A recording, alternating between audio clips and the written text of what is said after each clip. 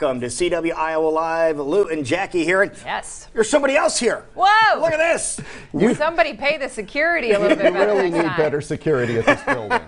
Of course, it is 9 o'clock, which means it's time to learn something that happened on this day in Iowa history. And every morning, we usually Skype in this guy right here, Professor Jeff Stein from Waterloo, or wherever you might happen to be. Wherever I am. Yeah. And you just happen to be in Des Moines today. And whenever I'm going to be in Des Moines, how do I not stop? You can't. You have to. Yeah. I mean, Thursday, as I recall, means omelet bar in the green room. Which is par for the course, yeah. So I will become a tradition here. That must be what we're missing out on. I'll be stopping in there before you get to it. Yeah, our omelets this morning look like the older omelet is in chicken wings. So we'll have it's all related. Yeah, it all ties together. Right. Yeah.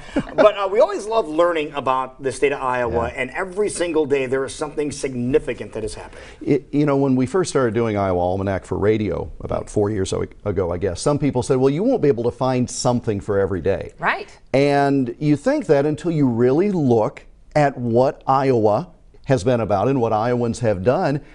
And sometimes there are 2 or 3 good ones for each day, and you know, this is one of these. Yeah, you have places, you have events, and you also have incredible people. And I do a lot, not 4-H on the side of participating. I never did that, although there's so many students and adults that still are involved. But we highlight it every day during the Great Iowa State Fair. Oh, so, yeah, absolutely. To learn more about the lady who kind of got that going was an eye-opening experience for me this morning. And people be able to tell the story once they learn a little bit more. So we're talking about chickens and eggs, so everything ties in. Seems Professor, to make sense. we were asking which came first. We didn't know which. Let's see if we find out. You might want to ask your 4-H'er. Anyway. Like I'm going to go down that road on this one.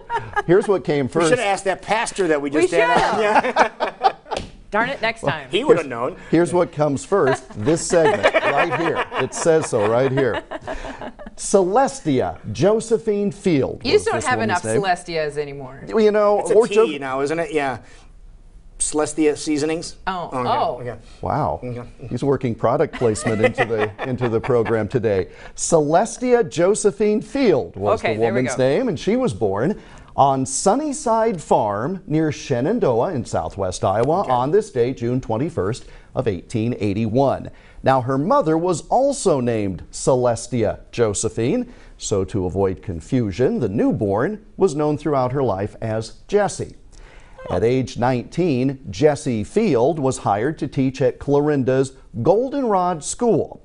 She felt that rural children needed more connections with each other than they were getting, so she began holding informal after-school lessons in what became the Boys' Corn Club and the Girls' Home Club. Okay. Very distinct roles for boys and girls at that time. Okay. Jessie continued her own education. She wound up as a school principal all the way out in Montana. Now, before long, her older brother, Henry Field, that's a very familiar name, he was getting quite a reputation for his seed company in Shenandoah. You may know of the famous feuds between Henry Field and Earl May. They're competing seed and nursery companies there. Oh, wow. Well, Henry wrote and asked his sister Jessie to move back home because the job of Page County Country School Superintendent was open. She applied, and she got the job in 1906. And she continued working with the students outside of school. To reward those who had excelled, in 1910, she developed a 3-leaf clover pin with the letter H on each of the 3 leaves. That stood for hand, heads, and heart. Later, the familiar 4th leaf was added. It originally stood for home, but later, and currently, it stands for health. Okay. And soon, what we now call these 4-H clubs, as you see there, spread to other areas. By 1914, a national 4-H organization was born.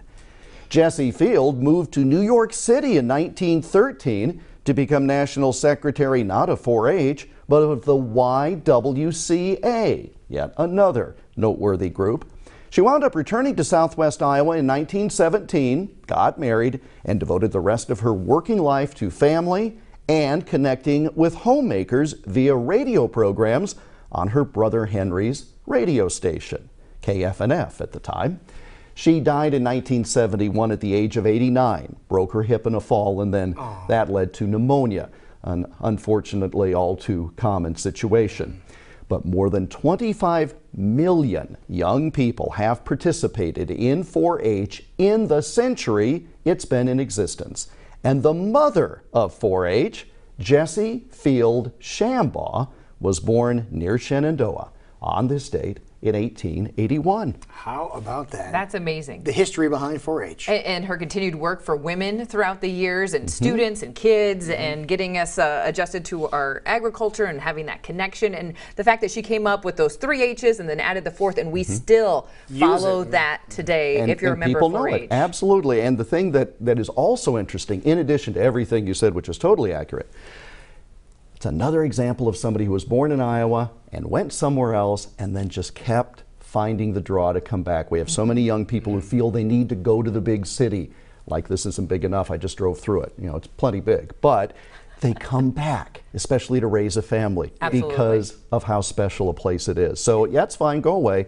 Come on back. Yeah, their roots are here. Yeah, and they realize it's what made them who they are. There you go. Perfect. All right, great So stuff. what is it? Head, hand, heart, Health now. Now it's health. That's it. That's it. And if you had not gotten that right, I know. your email box would have. And what did what did the 4th H used to stand for? Home. There you go. I might have to ask some of my 4-Hers when I go interview them this summer at the Iowa State Fair. What was the original 4th H? Exactly. Oh, that is a good trivia question. I'll have to do that, see who can answer. See how much stuff you can learn just by watching this program. Now, if you want to go back and revisit some of the things we talked about, some of the dates that you're going to be amazed at, how can they do so, sir? IowaAlmanac.com. We're also on the Twitter machine and the Instagram, and whatever they invent today, we'll adopt it tomorrow. But for now, it's IowaAlmanac.com. And where are you headed to next? Iowa Broadcasters Association Conference. Last year, I know you were there for a while, so I'll go there and try to learn what I'm supposed to be doing in the field and see if I'm smart enough to show up tomorrow morning. Yeah, they must have moved locations. I didn't get an invite this year. So caused too much trouble last year. But lost in the mail. It is great. No, thank you for being here. Yeah, it's always great see us seeing you. again. And again, tomorrow morning, check in with Professor Stein, and we'll see what's going on in the world of the Iowa Almanac.